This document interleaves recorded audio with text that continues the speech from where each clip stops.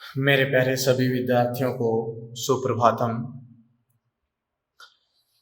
अपना chapter number 3 चल रहा है विद्युत विभव। इसमें अपन बहुत से टॉपिक्स पढ़ चुके हैं और कल जो अपन ने डिस्कस किया था उसमें एक इम्पोर्टेंट टॉपिक था जो शॉर्ट क्वेश्चनों के लिए, वो था कि समविभव पृष्ठ किसे कहते हैं, इसके गुणधर्म या बिंदु आवेश के कारण समविभव पृष्ठ की रचना करो। कुछ इस प्रकार से क्वेश्चन आते हैं। फिर अपन ने विद्युत क्षेत्र और विद्युत विभव में संबंध पढ़ा, जो कि था विद्युत क्षेत्र जो है वो विद्युत विभव की प्रवणता के ऋणात्मक मान के तुल्य था। मीन्स ई वेक्टर बराबर था माइनस ग्रेडियंट वी। ये कल अपन ने पढ़ लिया था। अब अपना जो नेक्स्ट टॉपिक है वो ये है कि विद्युत विभव की गणना करनी है। और विद्युत विभव की जो गणना है वो किसी गोले के लिए, जो कि हो सकता है गोलीय कोष, चालक गोला और अचालक गोला, 3 निकायों के लिए अपन करेंगे। तो उसमें सबसे पहला जो अपना है वो है आवेशित गोलीय कोष के कारण विद्युत विभव।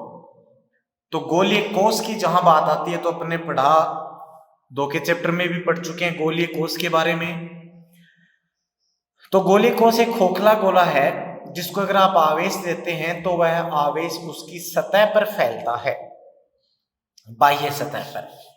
तो वैसा ही कुछ अपन मान के चल रहे हैं। और विद्युत विभव ज्ञात करने के लिए अपने को विद्युत क्षेत्र की आवश्यकता पड़ेगी।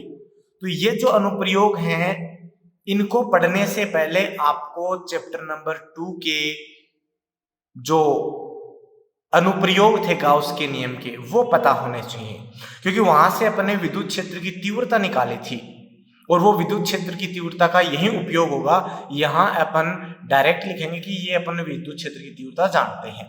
तो पहले उनको आप पढ़ें अच्छे से, फिर अपन इसको अपन आपको ज्यादा बेहतर समझ में आएगा। तो अब स्टार्ट करते हैं। तो आवेशित गोलीय कोष के कारण विद्युत विभव, इसके लिए अपन ने माना कि कैपिटल आर त्रिज्या का गोलीय कोष है जो कि क्यू आवेश से समरूप आवेशित है। तो गोलीय कोष पर क्यू आवेश वितरित होगा तो आवेश घनत्व कौन सा होगा, पृष्ठ पर है तो सिग्मा होगा, कह सकते हो आप पृष्ठ आवेश घनत्व है। और उस गोलीय कोष के केंद्र से स्मॉल आर दूरी पर कोई बिंदु पी है जिस पर अपने को विद्युत विभव की गणना करनी है। तो बिंदु पी की भिन्न भिन्न स्थितियां हो सकती हैं, जैसे कि बाहर हो, सतह पर हो, आंतरिक भाग में हो, कुछ इस प्रकार से। तो जो पहली स्थिति है वो ले रहे हैं कि जब बिंदु P गोलीय कोष के बाहर स्थित हो। तो गोलीय कोष के बाहर होगा तो केंद्र से जो दूरी है r वो उसकी त्रिज्या से क्या होगी, अधिक होगी। तो अपन मान के चलते हैं कि अपने पास एक गोलीय कोष है। मैं यहाँ पे एक गोलीय कोष ड्रॉ कर देता हूं। ये एक गोलीय कोष है, ठीक है। और इसकी त्रिज्या कितनी, इसकी त्रिज्या है कैपिटल R, ये इसका केंद्र O। क्यू आवेश से आवेशित है तो वो उसके कहां पर जाएगा, उसके पृष्ठ पर समान रूप से वितरित होगा, इस प्रकार से। ये इसके पृष्ठ पर फैल गया क्यू आवेश, ठीक है। अब इसके केंद्र से स्मॉल r दूरी पर जो बिंदु P है वो पहली स्थिति लिए इसके बाहर स्थित हो। बाहर होगा तो यहां होगा बिंदु P, ठीक है। कितनी दूरी पर, r दूरी पर। तो इस बिंदु P पर अपने को क्या निकालनी है, विद्युत विभव निकालना है। तो उसके लिए अपन क्या करते हैं कि विद्युत विभव क्या होगा, एक परिभाषा पढ़ी थी अपन ने कि किसी बिंदु पर विद्युत विभव अनंत व उस बिंदु के मध्य का जो E vector dot D R vector है उसके रेखा समाकल का ऋणात्मक मान होता है। तो एक कोई आवेश जो है अपन कहां से लाते हैं, अनंत से लाते हैं, और इस बिंदु P तक लाएंगे।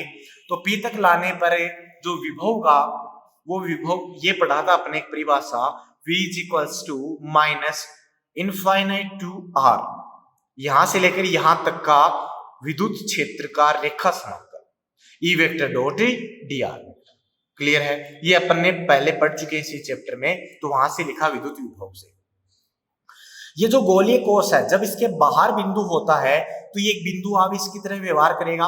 और चैप्टर नंबर 2 में बाह्य बिंदु पर विद्युत क्षेत्र की तीव्रता पढ़ी थी अपन ने। Q आवेश है, R दूरी पर है, तो E बराबर KQ अपॉन R। और जो दिशा होती है विद्युत क्षेत्र की वो होती है इस पृष्ठ के लंबवत बाहर की ओर। प्लस आवेश है बाहर की ओर, तो R मतलब इसको मिलाने वाली रेखा के अनुदिश, तो R कैप। ये अपन चैप्टर नंबर 2 में पढ़ रहे हैं, पढ़ा था अपन ने, तभी कह रहा हूं कि चैप्टर नंबर 2 पहले अच्छे से पढ़े, तभी ये एप्लीकेशन ज्यादा बेहतर समझ में आएगी। तो बिंदु P पर विद्युत क्षेत्र की तीव्रता E वेक्टर बराबर KQ upon R square R। ये E वेक्टर का मान अपन ने यहां रखा, तो अपने पास बनेगा V equals to minus infinite to R KQ R upon R square R cap dot dr। ये एक सदिश है, एकांक, ये भी एक सदिश है, दो सदिशों के बीच में अदिश गुणन हो रहा है। तो इसका मान कितना, आप डायरेक्ट इसका समाकलन नहीं करेंगे, इसको सोल्व करेंगे पहले। एक बार मैं इसको सोल्व करके बता देता हूं, फिर अपन डायरेक्ट लिखते जाएंगे इसकी value. R cap dot D R vector, जब डॉट हटाते हो तो आएगा कोस थीटा, और इनका परिमाण, ये तो एकांक सदिश है तो इसका परिमाण तो कितना हो गया 1, और इसका परिमाण हो गया डी आर, तो वो बचेगा D R cos theta. Theta होगा आर वेक्टर और डी आर वेक्टर के बीच का कोण। तो आर कैप इसी डायरेक्शन में है जो इस आर को दिशा को व्यक्त करेगा। डी आर इसका अल्पांश लिया, उसकी डायरेक्शन भी इधर ही है, तो दोनों की दिशाओं के बीच बना कोण है 0 डिग्री। और कोस 0 कितना होता है 1 होता है, तो कोस थीटा 1 हो गया, तो क्या बचा केवल डी आर बचा। ठीक है, वही लिखा है अपन ने, देखो एक बार आपको सोल्व करके बता दिया है, अब अपन डायरेक्ट ऐसे लिखेंगे। फिर R cap dot D R vector बराबर, ये एकांक सदिश था, परिमाण 1, तो D R cos theta, theta 0 तो कोस थीटा 1, तो ये बचेगा R cap dot D R vector बराबर क्या बचा डी आर। अब उसकी जगह अपन ने डी आर लिखा, के क्यू बाहर ले लिया, तो 1 अपॉन आर स्क्वायर का समाकलन बहुत अच्छे से अपन जानते हैं, समाकलन करोगे तो इसका समाकलन होगा माइनस का 1 अपॉन आर। ठीक है, लिमिट इंफिनिटी टू आर, और लिमिट कैसे पुट करते हैं, लिमिट करते हैं upper limit minus lower limit, तो माइनस माइनस ये तो हो गया प्लस के क्यू, अपर लिमिट पुट करोगे तो 1 upon R, minus lower limit put करोगे तो 1 अपॉन इनफाइनाइट, और 1 अपॉन इनफाइनाइट क्या होता है 0, तो ये क्या बचेगा v at outer point is equals to K Q upon R. तो ये जो व्यंजक है ये बाह्य बिंदु पर विद्युत विभव का है, के का मान रख सकते हो, तो 1 upon 4 pi epsilon naught Q upon R, ये इसी के समरूप है, के का मान रख दिया। तो बाह्य बिंदु पर तो आ गया। अब बात करते हैं कि बिंदु P गोलीय कोष की सतह पर हो, सतह पर हो तो एक बार पुनः अपन डायग्राम को ड्रॉ करते हैं कि एक ये गोलीय कोष है, ये गोलीय कोष है जिसकी त्रिज्या कितनी है कैपिटल आर, ओ इसका केंद्र, प्लस क्यू आवेश क्या है समरूप आवेशित है, क्या है समरूप आवेशित है।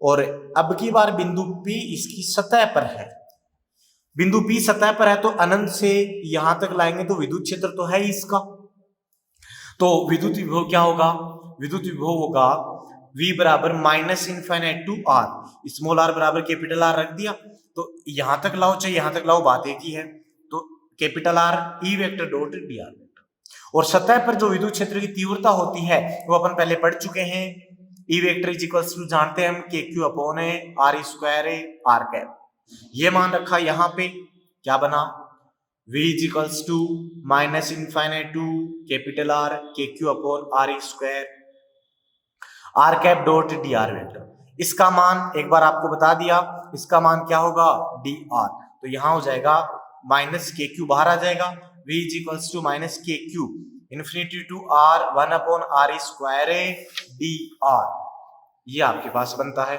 जब इसको अपन सोल्व करेंगे समाकलन को तो पुनः आपको मिलेगा माइनस का 1 अपॉन आर, उसमें लिमिट पुट करेंगे, लोअर लिमिट माइनस अपर लिमिट माइनस लोअर लिमिट, तो बचेगा 1 अपॉन आर कैपिटल में माइनस 1 अपॉन इन्फिनिटी, इन्फिनिटी फिर से 0 हो जाएगा, तो क्या बचेगा V S is equals to K Q upon R, S for surface, तो सतह पर जो अपना विद्युत विभव बचता है वो ये बचता है।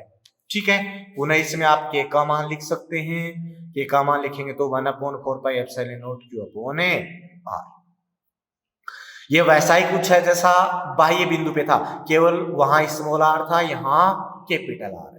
तो ये आपके पास सतह पर अगर बिंदु P रखा हुआ है तो उस स्थिति में विद्युत विभव होगा। ओके, नेक्स्ट, जब बिंदु P गोलीय कोश के अंदर स्थित हो, इस पर आप ध्यान रखेंगे, गोलीय कोश के अंदर होगा तब क्या होगा। देखो पुनः एक डायग्राम ड्रॉ करते हैं। ये अपने पास एक गोलीय कोश है,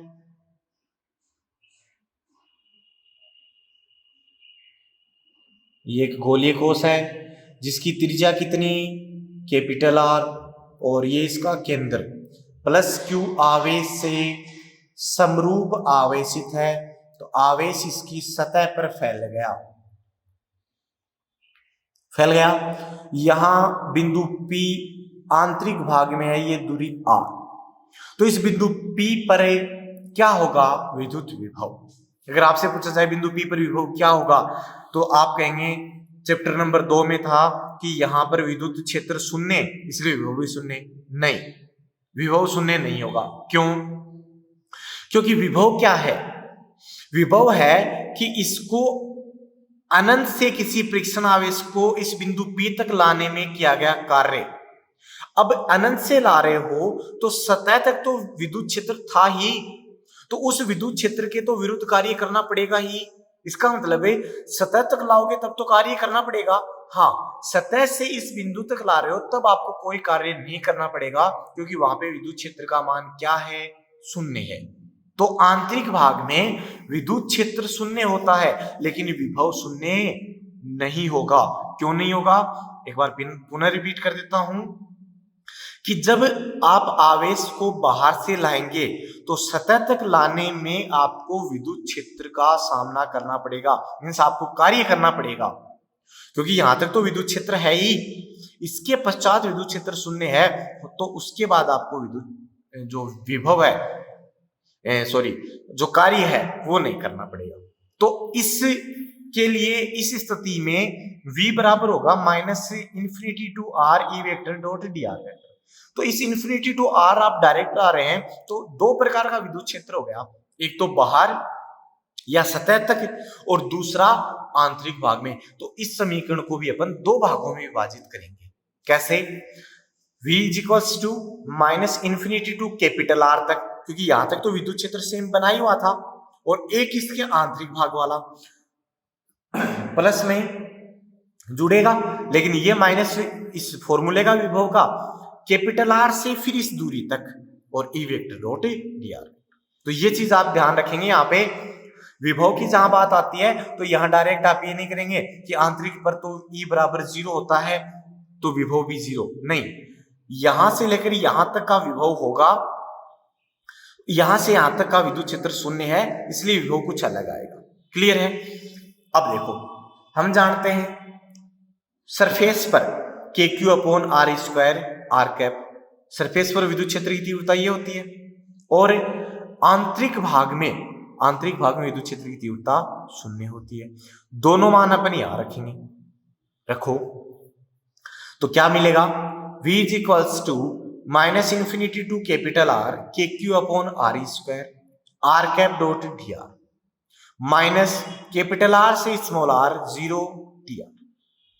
R vector dot dr vector बराबर तो dr, और ये 0 तो पूरी टर्म ही क्या हो गई, 0, मीन्स आंतरिक भाग में तो 0 है, बट ये तो बचा, ये बचा, तो क्या बचेगा, V equals to -KQ ∞ to R 1/R² dr।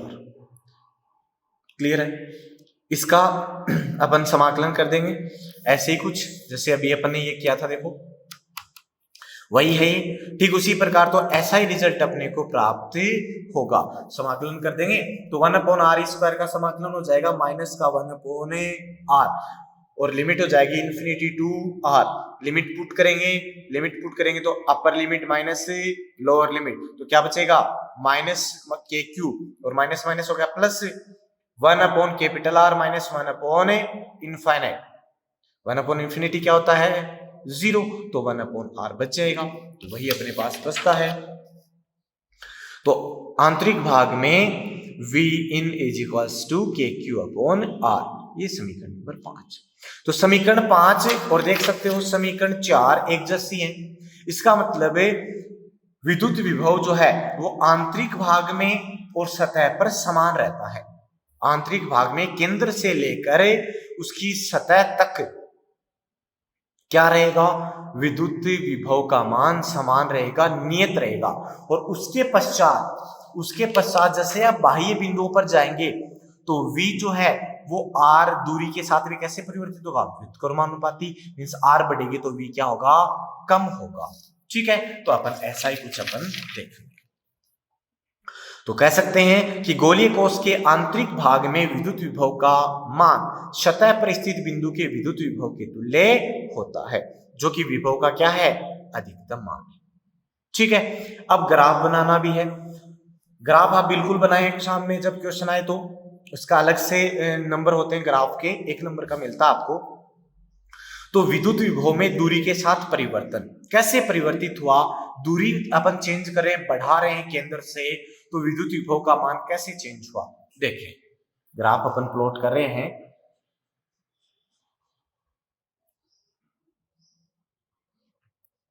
तो एक्स एक्सिस पर तो अपन ले लेते हैं दूरी जो केंद्र से है उस बिंदु की, और वाई एक्सिस पर ले लेते हैं विद्युत विभव, ये 0।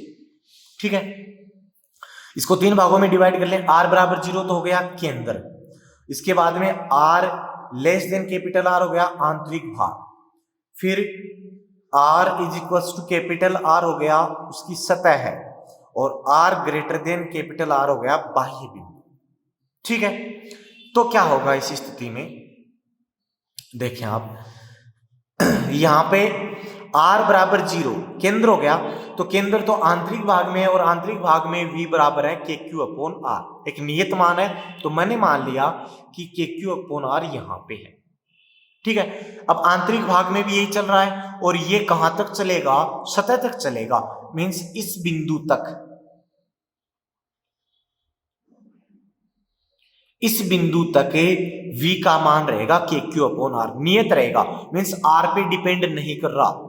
देखो KQ/R है तो स्मॉल r पे ये निर्भर नहीं कर रहा, और जब कोई एक राशि दूसरे पे निर्भर नहीं करती तो उसका मान नियत रहता है, और ग्राफ आता है उसके समांतर, ऐसे प्राप्त होगा। तो ये मान प्राप्त हो रहा है V बराबर KQ/R। ठीक है, अब जैसे ही सतह पर पहुंच गए तो मान बराबर बना हुआ है।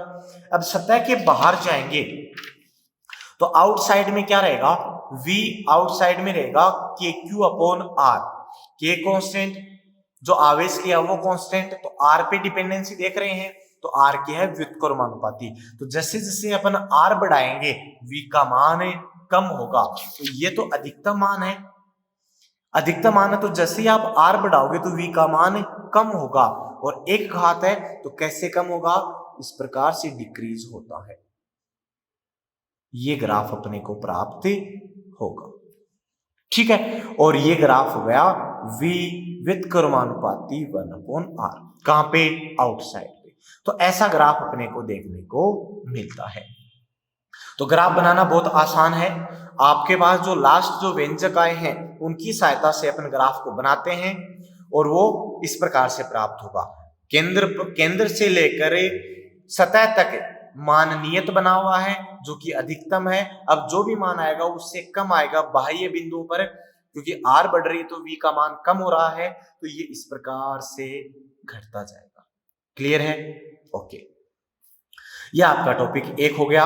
अब नेक्स्ट है अपना आवेशित चालक गोले के कारण विद्युत विभव। चालक गोला है, चालक है तो अपन ये कहेंगे कि अपन दूसरे चैप्टर में भी ये बात कही थी कि चालक और अचालक में मुख्य डिफरेंस ये है कि जब आप किसी अचालक को आवेश देते हो तो वह आवेश उसी जगह बना रहता है, लेकिन जब आप किसी चालक को आवेश देते हो तो वह आवेश अल्प समय पश्चात, जो कि बहुत कम होता है 10⁻⁹ सेकंड, माइक्रो सेकंड, उसके बाद में वो उसकी सतह पर चला जाता है, और जब सतह पर चला जाएगा तो उस स्थिति में वह चालक गोला एक एक गोलीय कोष की तरह व्यवहार करेगा। ऐसे ये ठोस था, मैंने इसको यहां दे दिया आवेश, तो ये कुछ समय पश्चात इसके सतह पर चला गया, तो ये ऐसे लगेगा कि जैसे एक आवेशित गोलीय कोष ही है, मीन्स गोलीय कोष की तरह व्यवहार करेगा।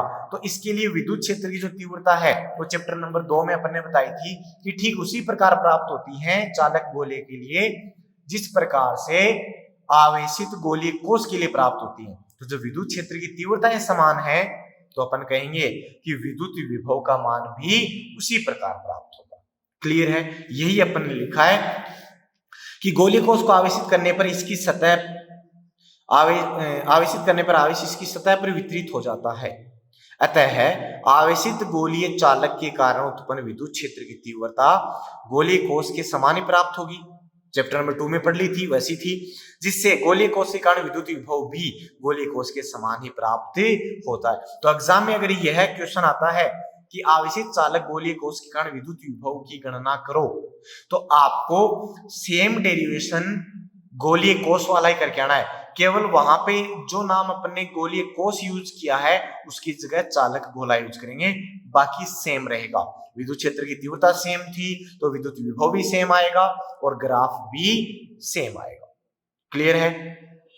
तो कंफ्यूज नहीं होना है। चैप्टर नंबर 2 में भी ये बात कही थी, तो आप अगर एक डेरिवेशन करते हैं, चाहे वो चैप्टर नंबर 2 का विद्युत क्षेत्र की तीव्रता वाला हो, चाहे चैप्टर नंबर 3 का विद्युत विभव वाला हो, तो अगर आप गोलीय कोष का कर लेते हैं तो आपको आवेशित चालक गोले का भी अपने आप हो जाएगा, केवल उसकी जगह नाम परिवर्तित करना है आपको।